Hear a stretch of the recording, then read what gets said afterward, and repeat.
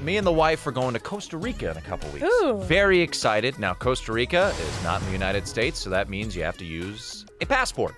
Now, I haven't used my passport in around 2 years since I went to Korea.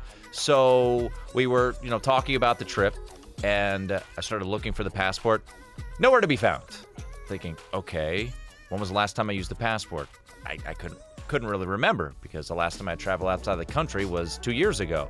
So the wife and me were searching high and low, opening every drawer, opening drawers in the kitchen, opening cabinets, looking in luggage, nothing.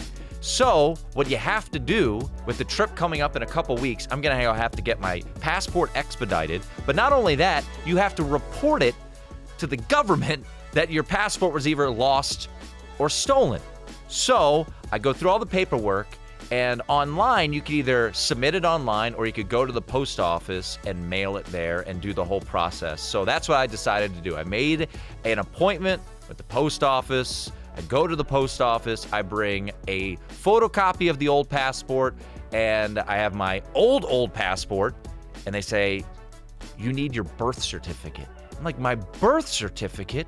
Why? Who has their birth certificate handy?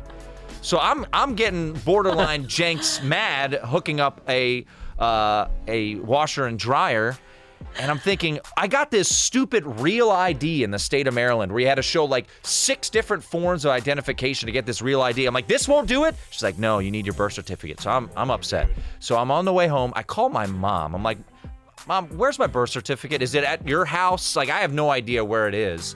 And she's like, I think I gave it to you. And then I'm like, I'm so mad. I'm like, this Real ID, this stupid Real ID. She's like, well, didn't you bring your passport to go get your Real ID? Because you had to make an appointment to get your Real ID in the state of Maryland. And because it was up against a time deadline and all the appointments were spoken for, I did it out on the shore this summer. And I started thinking, I'm like, Mom, you are a genius. She's like, you brought your tax return out to the beach and you brought all this other stuff with you. I think your passport was with you. When I get home, I go in our filing cabinet, I pull out the taxes, I look in there, passport.